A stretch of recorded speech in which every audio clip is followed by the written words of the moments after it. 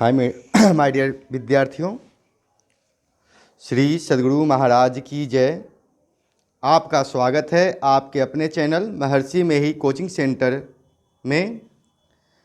22 तारीख को हिंदी का एग्ज़ाम है और मैं आपके लिए आपके टेक्स्ट बुक की कुछ ऑब्जेक्टिव क्वेश्चंस लेकर आया हूं। आप इसे ध्यान से देखें और सुनें, और जिस क्वेश्चन का आंसर आप जानते हैं उसका नंबर देकर आंसर ज़रूर दें कमेंट लिस्ट में।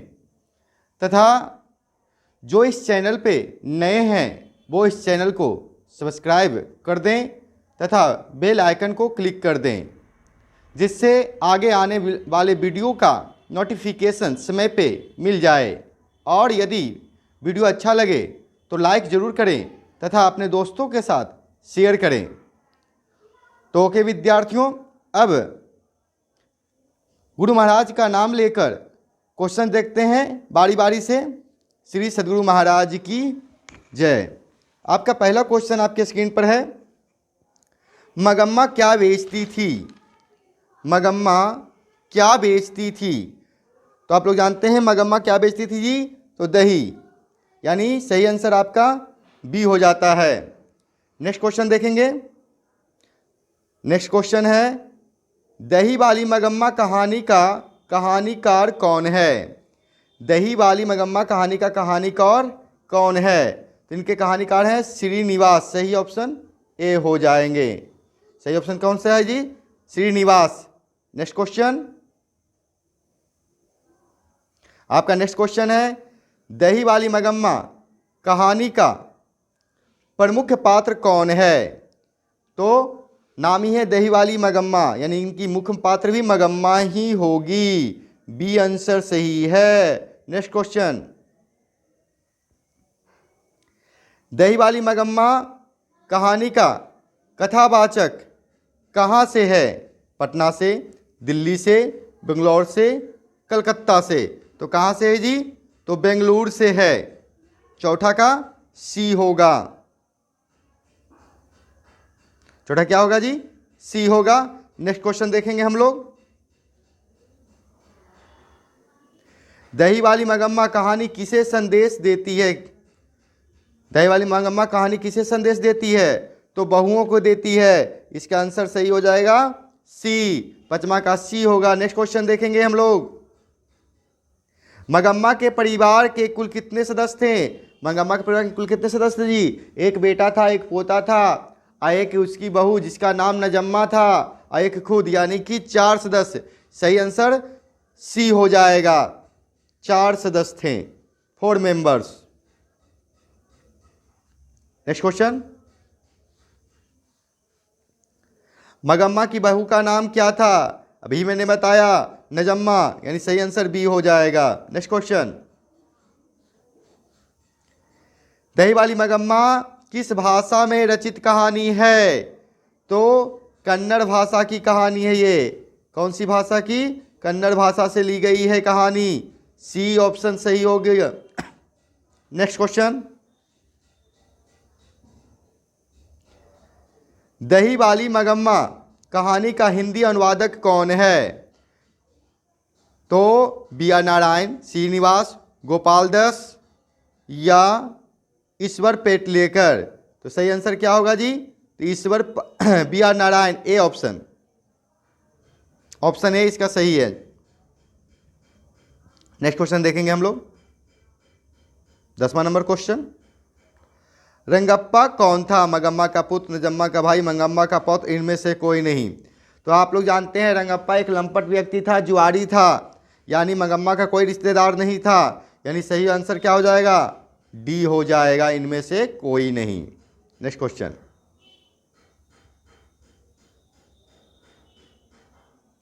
प्रेमघन जी किस युग के महत्वपूर्ण कवि थे? प्रेमघन जी किस युग के महत्वपूर्ण कवि थे? तो भरतेंदु युग के।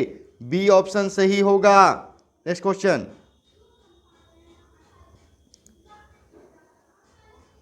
प्रेमघन जी किस राज्य के निवासी थे? प्रेमघन जी किस राज्य के निवासी थे? मध्य प्रदेश के। बी ऑप्शन सही होगा। अब नेक्स्ट क्वेश्चन देखते हैं हम लोग, फटाफट देखेंगे।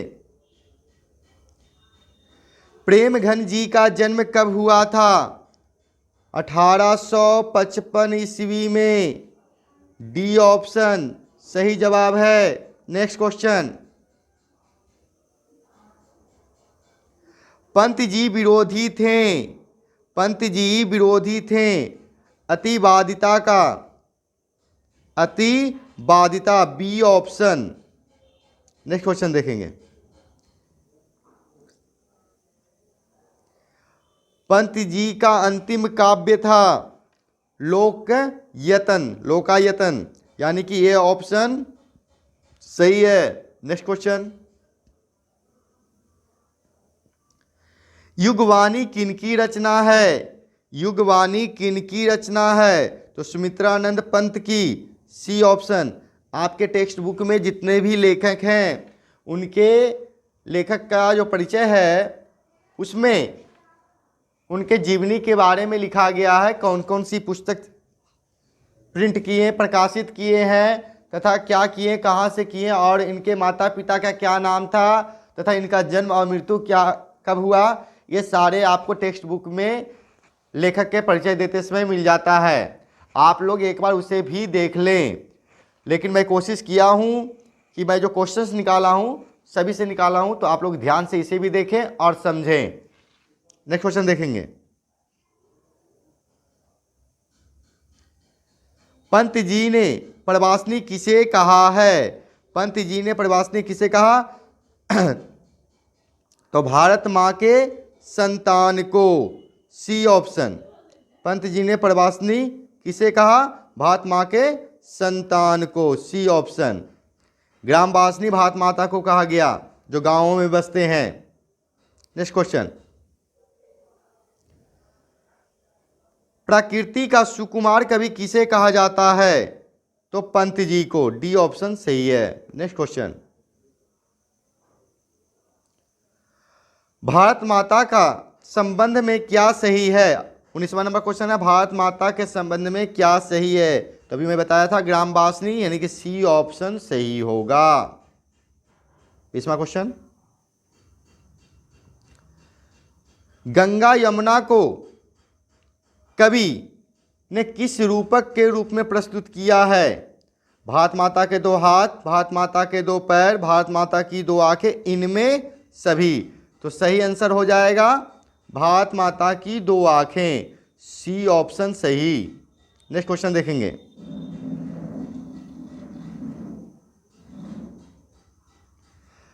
तरुतल निवासिनी के माध्यम से कवि ने भारत के निवासियों का कैसा चित्रण किया है? तो दीनता का, धर्मात्मा का, कटुता का, इनमें से कोई नहीं। सही आंसर आ जाएगा दीनता का, ए आंसर होगा।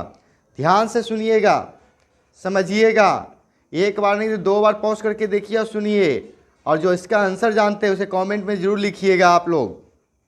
अगला क्वेश्चन देखेंगे। एक वीडियो को जितना बार देखिए उतना बार आपको समझ में आएगा। कल जाके दम आंसर दम लिख के आना है आपको। मैक्स मूलर को वेदांतियों का वेदांती किसने कहा? मैक्स मूलर को वेदांतियों का वेदांती किसने कहा? तो सही आंसर आपके स्क्रीन पर है स्वामी विवेकानंद, बी आंसर सही है। नेक्स्ट क्वेश्चन देखेंगे। दारिश नामक सोने के सिक्कों से भरा घड़ा किसे मिला था? तो हकरस को, हकरस, दारिश नामक नहीं जी, सी ऑप्शन सही होगा, बारेन हेस्टिगंस को, बारेन हेस्टिगंस को। नेक्स्ट क्वेश्चन देखेंगे।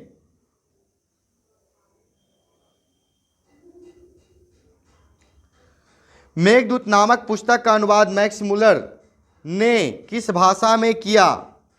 मेघदूत नामक पुस्तक का अनुवाद मैक्स मूलर ने किस भाषा में किया? ग्रीक भाषा में, लैटिन भाषा में, हिंदी भाषा में, जर्मन भाषा में। तो जर्मन भाषा में किया था, डी आंसर सही होगा। नेक्स्ट क्वेश्चन देखेंगे।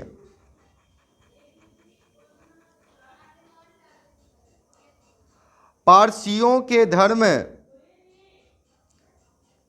क्या, पारसियों के धर्म का क्या नाम है? तो इसका नाम था जरथुस्त्र, यानी डी ऑप्शन सही होगा, जरथुस्त्र।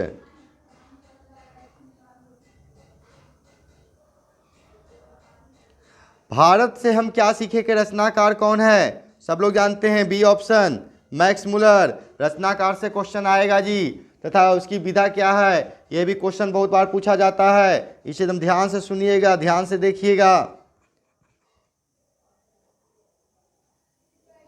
नेक्स्ट क्वेश्चन आपका है 27। सर विलियम जोन ने भारत की यात्रा कब की थी? सर विलियम जोन भारत की यात्रा कब की थी? 1783 ईस्वी, 1783 ईस्वी में की थी। डी ऑप्शन आपका सही है। नेक्स्ट क्वेश्चन देखेंगे। मुंडा किस देश की जाति है? मुंडा किस देश की जाति है? तो भारत देश की है। सही ऑप्शन डी हो जाएगा। Next question.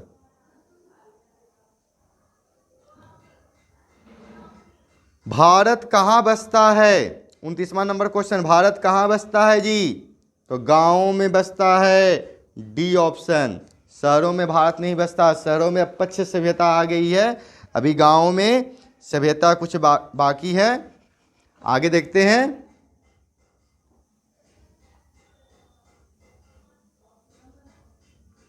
द्विवेदी जी ने निर्लज अपराधी किसे कहा है? तो इसका सही आंसर है नाखून को।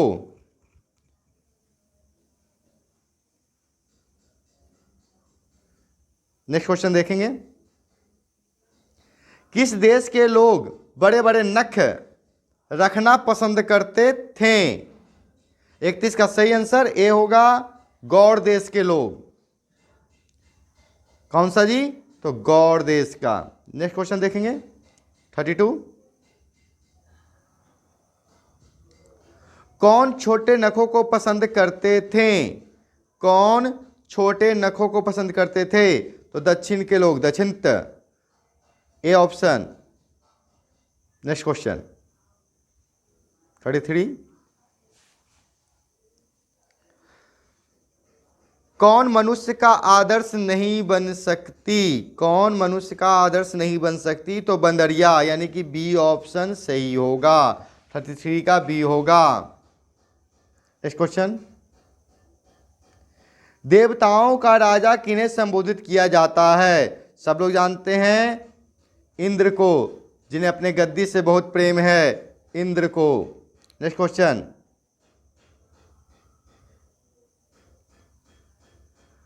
नाखून का इतिहास किस पुस्तक में मिलता है? नाखून का इतिहास किस पुस्तक में मिलता है? तो कामसूत्र पुस्तक में, ए ऑप्शन सही है। नेक्स्ट क्वेश्चन देखेंगे।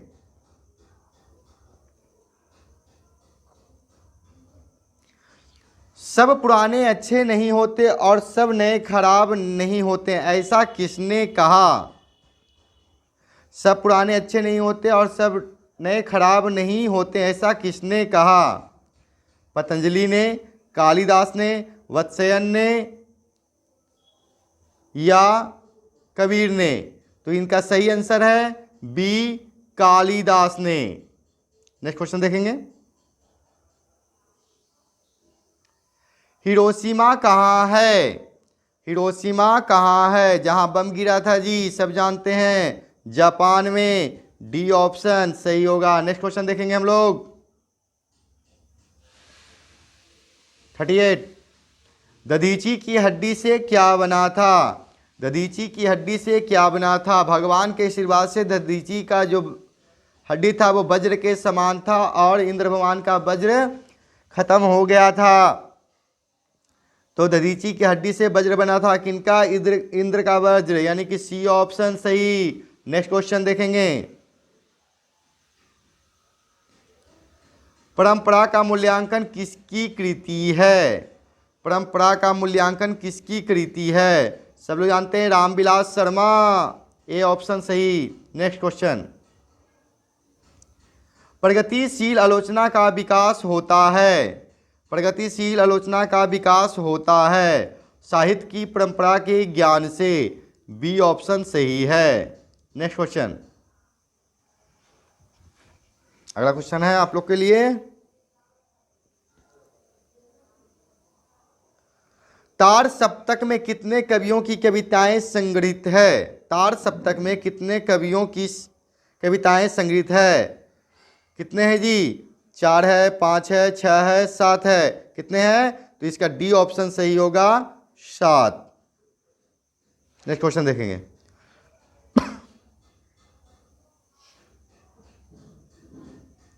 साहित्य की परंपरा का पूर्ण ज्ञान किस व्यवस्था में संभव है? साहित्य की परंपरा का पूर्ण ज्ञान किस व्यवस्था में संभव है? तो आपके पास ऑप्शन है 4, पूंजीवाद व्यवस्था, जातिवाद व्यवस्था, समाजवादी व्यवस्था, भौतिकवादी व्यवस्था। तो सही आंसर समाजवादी अर्थव्यवस्था। नेक्स्ट क्वेश्चन देखते हैं 43। निराला की साहित्य साधना कितने खंडों में रचित है? निराला की साहित्य साधना कितने खंडों में रचित है? आपके स्क्रीन पर 4 ऑप्शन है, 2 खंडों में, 3 खंडों में, 4 खंडों में, 5 खंडों में। तो सही आंसर इनका हो जाएगा 3 खंडों में, बी ऑप्शन सही। नेक्स्ट क्वेश्चन देखेंगे 44। किन लोगों के लिए साहित्य की परंपरा का ज्ञान सबसे आवश्यक है? तो 44 का आंसर होगा आपके ऑप्शन में है, जो लकीर के फकीर हैं, जो लकीर के फकीर हैं, जो रूढ़िवादी हैं, जो साहित्य में युग परिवर्तन करना चाहते हैं, जो साहित्यकार बनना चाहते हैं। तो सही ऑप्शन सी, इनका आंसर क्या हो जाएगा? सी। अगला क्वेश्चन देखेंगे। सीता को अपने घर में कैसा महसूस होता है? तो कैसा होता था जी? तो घुटन होता था, ए ऑप्शन सही है। नेक्स्ट क्वेश्चन देखेंगे।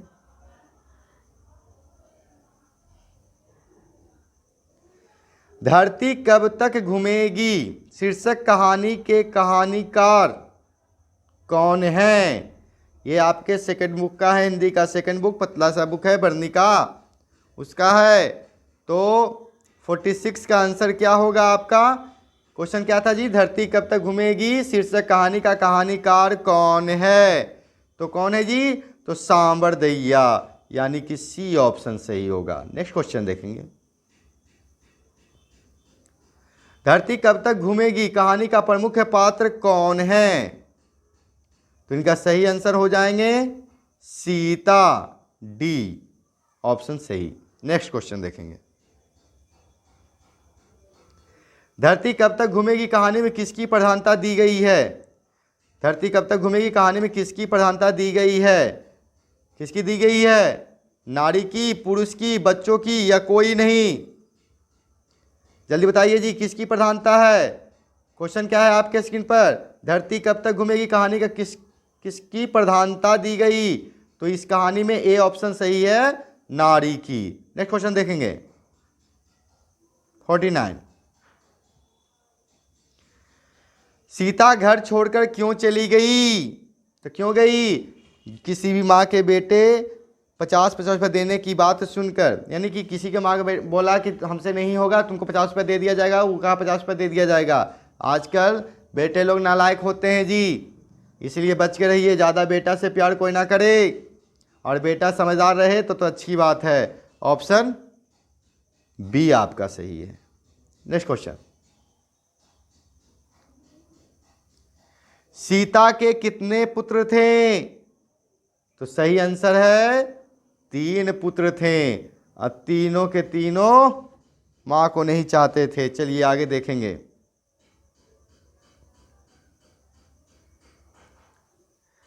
सीता के बड़े लड़के का नाम क्या था?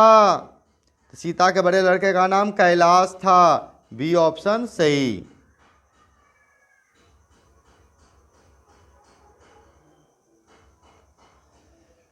अर्ध विक्षिप्त सी अवस्था किसकी थी? अर्ध विक्षिप्त सी अवस्था किसकी थी? तो सीता की थी, सी ऑप्शन सही हो जाएगा। Next question.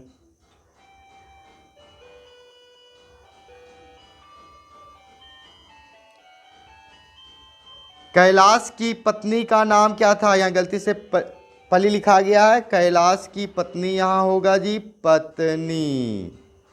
कैलाश की पत्नी का नाम क्या था? तो राधा था। क्या था जी? राधा। ये ऑप्शन सही है। नेक्स्ट क्वेश्चन देखेंगे हम लोग। सीता कितने कितने दिन एक लड़के के पास रहती थी? 54 का क्वेश्चन है। सीता कितने कितने दिन एक लड़के के पास रहती थी? उनके 3 बेटे थे और तीनों के पास रहती थी बारी बारी से। तो 54 का आंसर क्या है? तो एक एक महीना रहता था। ए। नेक्स्ट क्वेश्चन देखें।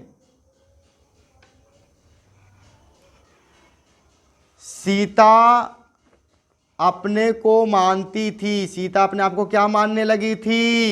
इधर उधर रहने के कारण, इधर एक भटकने के कारण अपने आप को ये भिखारिन मानने लगी थी। ये ऑप्शन सही है। ऑप्शन ए सही। Next question. सिख धर्म के प्रवर्तक कौन थे? या इनका सिख धर्म का निर्माण किसने किया था? तो सही आंसर है गुरु नानक देव जी। ए ऑप्शन सही है। Next question.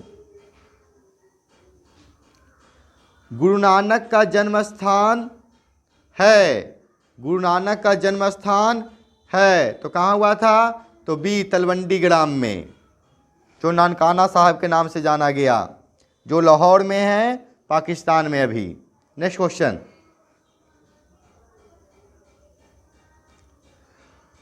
गुरु नानक की माता का नाम क्या था? इनकी माता जी का नाम तृप्ता थी। ए ऑप्शन सही। नेक्स्ट क्वेश्चन देखेंगे। किस मुगल सम्राट से गुरु नानक की भेंट हुई थी? किस मुगल सम्राट से गुरु नानक की भेंट हुई थी? किससे हुई थी जी? अकबर से, शाहजहां से, औरंगजेब से, बाबर से। इनका सही आंसर है बाबर, यानी ऑप्शन डी सही होगा। नेक्स्ट क्वेश्चन देखेंगे। गुरु नानक देव ने क्या कहते हुए प्राण त्याग दिए थे? गुरु नानक देव क्या कहते प्राण त्याग दिए थे? अपना प्राण त्यागने के समय क्या नाम लिए थे? क्या बोले थे? क्या पुकारे थे? हे गुरु, वाहे गुरु, हे ईश्वर, सतगुरु। तो ये वाहे गुरु कह के पुकारे थे। इसीलिए आज बोला जाता है वाहे गुरु दी खालसा, वाहे गुरु दी फतेह। जो बोले सौ निहाल, शस्त्री आकार। आप लोग बहुत तेज हैं, सब जानते हैं। चलिए नेक्स्ट क्वेश्चन देखेंगे।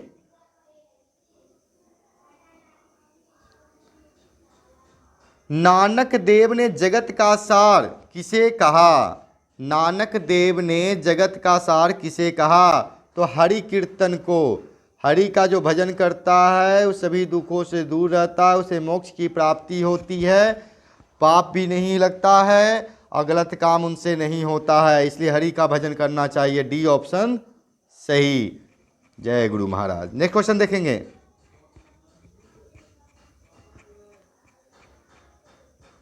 किसके बिना संसार में जन्म लेना व्यर्थ है? किसके बिना संसार में जन्म लेना व्यर्थ है?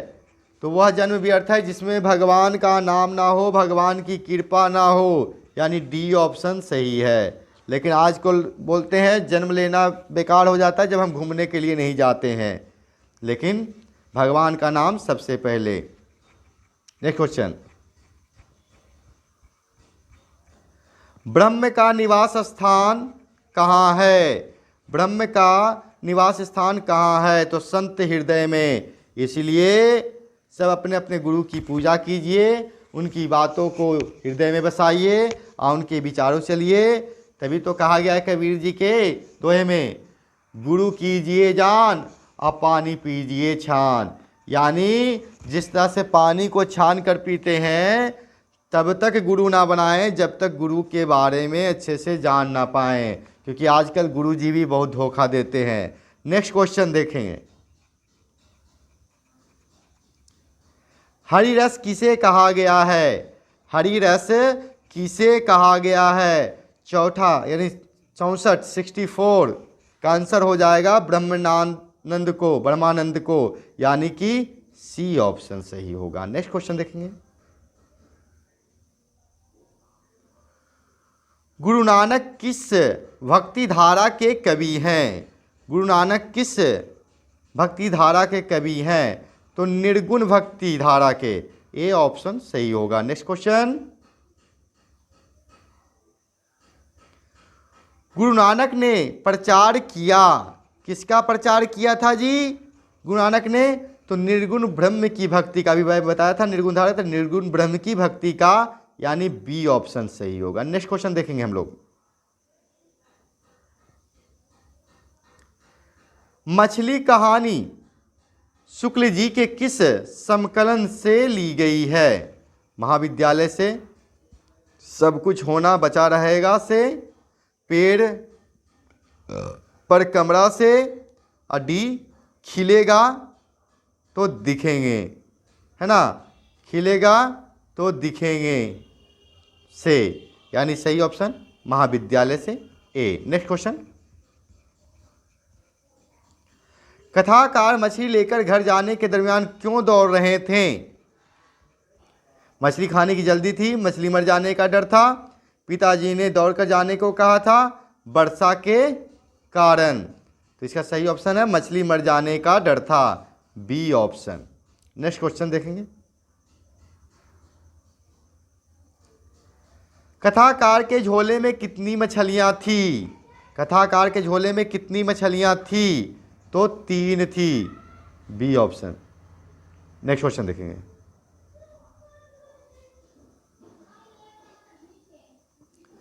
पिताजी ने बाजार से कितनी मछली खरीदी थी? पिताजी ने बाजार से कितनी मछली खरीदी थी? तो सही आंसर अभी जाने आप, सी 3। नेक्स्ट क्वेश्चन, गिरधर कौन है? गिरधर कौन है? कासू का पिता, मदन का पिता, रजनी का पिता, या शेफाली का पिता? गिरधर कौन था जी? तो मदन के पिता थे, यानी कहने का कि बी ऑप्शन आपका सही। नेक्स्ट क्वेश्चन देखेंगे, मदन ने कासू के कितने दांत तोड़ डाले? मदन ने कासू के कितने दांत तोड़ डाले? कासू गया था मदन से पंगा लेने के लिए, बोला लट्टू मैं भी खेलूंगा।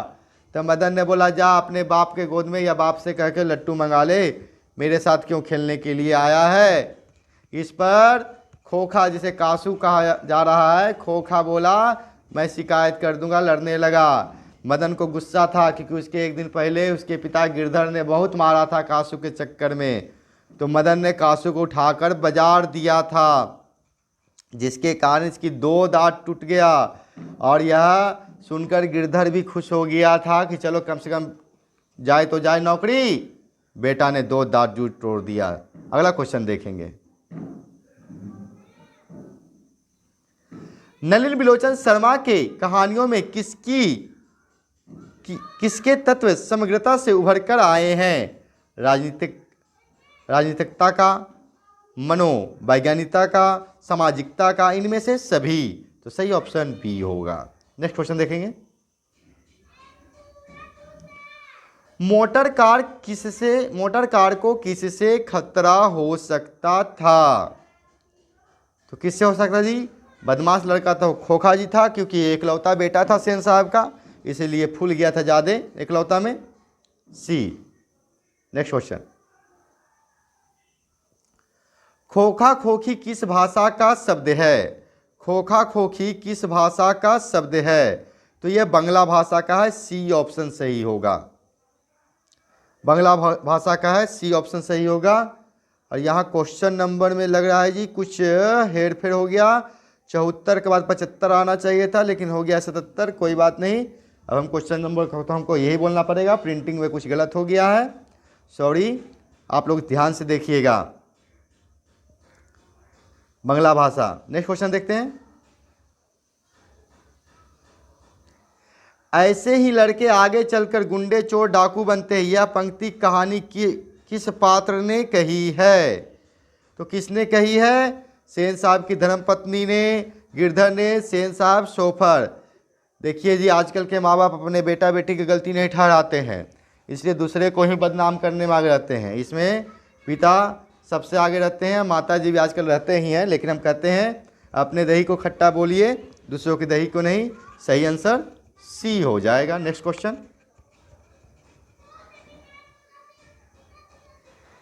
विष के दांत कहानी किस वर्ग के अंतर विरोधों को उजागर करती है?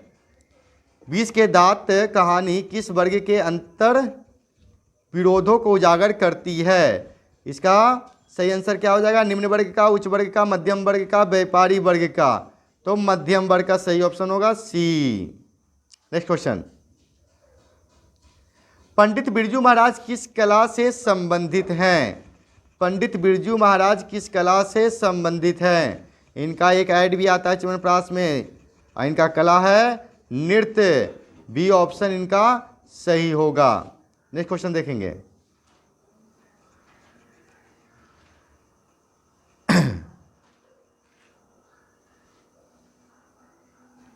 यहाँ भी मिस्टेक हो चुका है, प्रिंटिंग 82 हो गया है 81 की जगह पर। बिरजू महाराज किस घराने से आते हैं? बिरजू महाराज किस घराने से आते हैं? तो सही ऑप्शन है लखनऊ, ए सही आंसर। नेक्स्ट क्वेश्चन देखेंगे 83, बाबूजी के साथ बिरजू महाराज का आखिरी प्रोग्राम कहाँ था? बाबूजी के साथ बिरजू महाराज का आखिरी प्रोग्राम कहाँ था? मैनपुरी में, इंद्रपुरी में,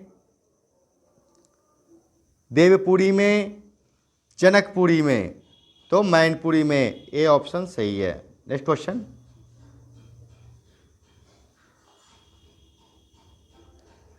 आखिरी प्रोग्राम के समय बिरजू महाराज के बाबूजी कितने साल के थे? तो कितने साल के थे जी? तो 54 साल के थे। बी ऑप्शन सही है, 54 साल, 54 ईयर्स के थे। नेक्स्ट क्वेश्चन देखेंगे,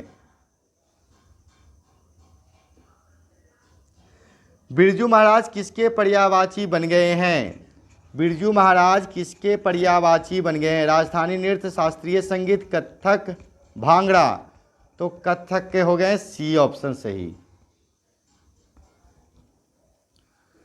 बिरजू महाराज को तालीम किनसे मिली थी? बिरजू महाराज को तालीम किनसे मिली थी? तो इनको तालीम अपने पिताजी से मिला था। बी ऑप्शन सही है। और पिताजी ने तालीम देने के लिए अपने बेटे से भी 500 रुपया लिया, जिसने पहले स्टेज पर डांस करके दिया, और इनके पिताजी पीलिया रोग के कारण मर गए। तथा आप लोग को यह जानकारी होना चाहिए कि बिना दान के, बिना गुरु दक्षिणा के गुरु से ज्ञान नहीं लिया जाता है। कोई बिना ऐसे काम करते हैं तो उनको धोखा मिलता है, एंड वक्त पर धोखा मिलता है, जैसे कर्ण को मिला था एक झूठ बोलने के कारण। नेक्स्ट क्वेश्चन देखेंगे,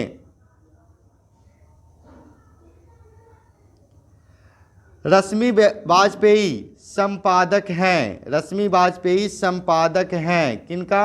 नटरंग पत्रिका का। ए ऑप्शन सही। नेक्स्ट क्वेश्चन,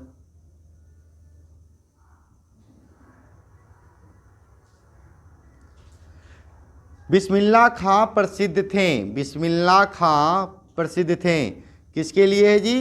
जल्दी जल्दी फटाफट बोल दीजिए, किसके लिए है? तो डी, शहनाई वादक। डी ऑप्शन सही, आप लोग को भी ज्ञात होगा। नेक्स्ट क्वेश्चन देखेंगे हम लोग,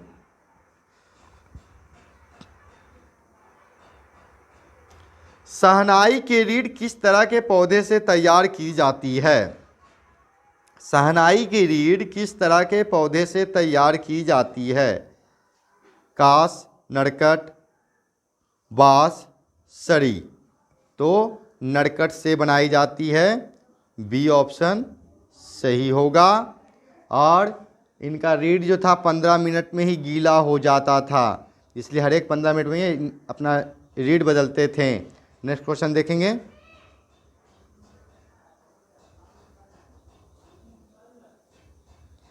यतीन्द्र मिश्रा का जन्म किस राज्य में हुआ था? यतीन्द्र मिश्रा का जन्म किस राज्य में हुआ था? मध्य प्रदेश, उत्तर प्रदेश, पंजाब, बिहार। तो इनका सही ऑप्शन उत्तर प्रदेश में हुआ था, जहां योगी जी का सरकार है। नेक्स्ट क्वेश्चन देखेंगे,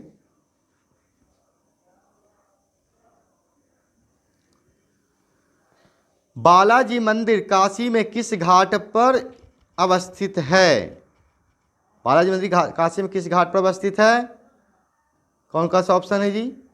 80 घाट, पंचगंगा घाट, हरिश्चंद्र घाट, 10 अश्वमेध घाट। तो सही ऑप्शन बी होगा, पंचगंगा घाट। नेक्स्ट क्वेश्चन,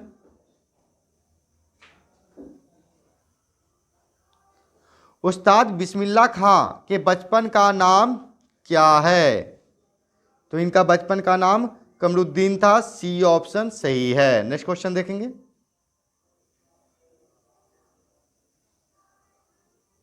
93, बिस्मिल्लाह खां को किस चीज का बुखार था? बिस्मिल्लाह खां को किस चीज का बुखार था? तो इनका शहनाई बजाने का बुखार था, यानी कि ए ऑप्शन सही। नेक्स्ट क्वेश्चन देखेंगे, बिस्मिल्लाह खां बाल्यकाल में कितने वर्ष डुमराव में बिताकर काशी में रहने के लिए गए? तो इनका सही आंसर है 5 से 6 वर्ष। 5 से 6 वर्ष, सी ऑप्शन। नेक्स्ट क्वेश्चन देखेंगे, शहनाई को संगीत शास्त्र के अंतर्गत किन वाद्य यंत्रों में गिना जाता है? शहनाई को संगीत शास्त्र के अंतर्गत किन वाद्य यंत्रों में गिना जाता है? तो सही ऑप्शन है सी, सुशीर वाद्य।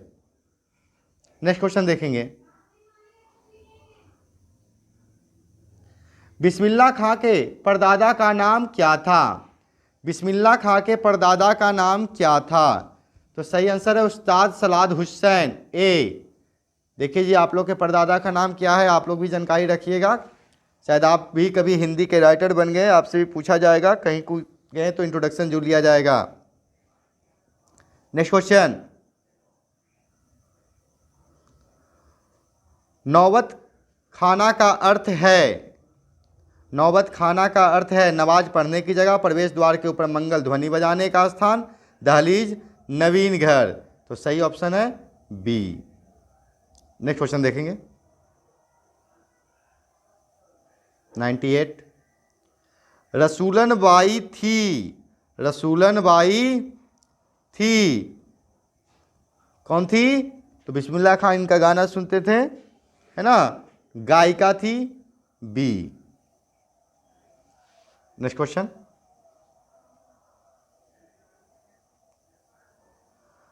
सुलोचना कौन थी?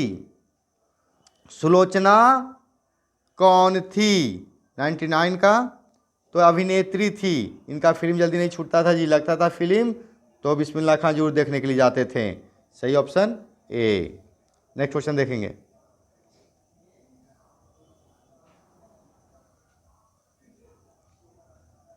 बिस्मिल्लाह खां के पिताजी कहाँ शहनाई बजाते थे? बिस्मिल्लाह खां के पिताजी कहाँ शहनाई बजाते थे? मंदिर में, मस्जिद में, गुरुद्वारा में, चर्च में? जो याद नहीं किए हैं इनके नाम के अनुसार से आप लोग बता दीजिएगा। मस्जिद में, लेकिन गलत है। इनका सही आंसर है मंदिर में, ए ऑप्शन। नेक्स्ट क्वेश्चन देखेंगे, बिस्मिल्लाह खां के खानदान का कोई भी सदस्य किस दिन शहनाई नहीं बजाता था? तो किस दिन नहीं बजाता था जी?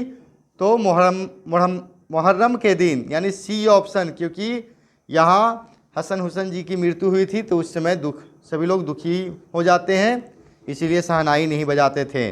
नेक्स्ट क्वेश्चन देखते हैं,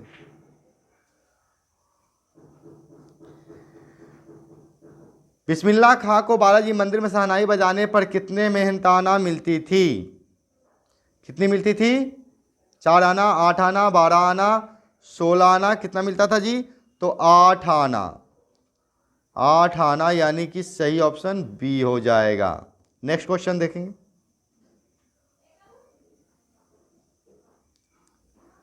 9-2-11 होना। 9-2-11 होना मुहावरे का क्या अर्थ है? सब लोग जानते हैं, बचपना से सुनते आ रहे हैं। 9-2-11 होने का अर्थ हो जाता है भाग जाना, यानी कि बी ऑप्शन सही। नेक्स्ट क्वेश्चन देखेंगे, बहादुर तुमको अपनी माँ की याद आती है, ऐसा कौन पूछता है? तो ऐसा कौन पूछता है जी?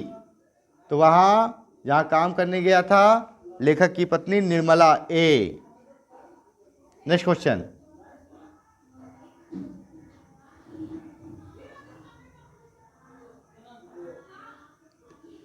किसने बहादुर की डंडे से पिटाई कर दी? किसने बहादुर की डंडे से पिटाई कर दी? तो सही ऑप्शन किशोर बी।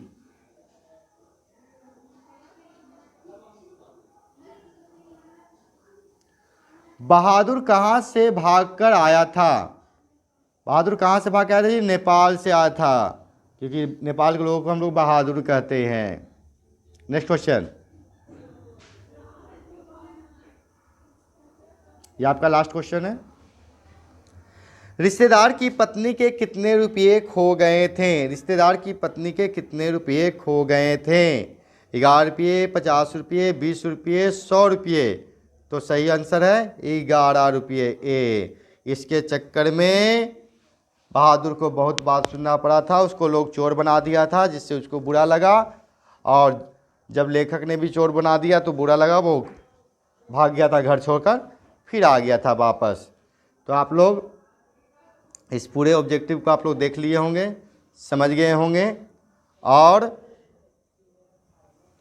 आपको अगर वीडियो अच्छा लगा होगा तो इसे शेयर कर दें, सब्सक्राइब कर दें और बेल आइकन को क्लिक कर दें, तथा वीडियो को लाइक ज़रूर करें और अपने कमेंट में हमें बताएं कि आपको कैसा लगा।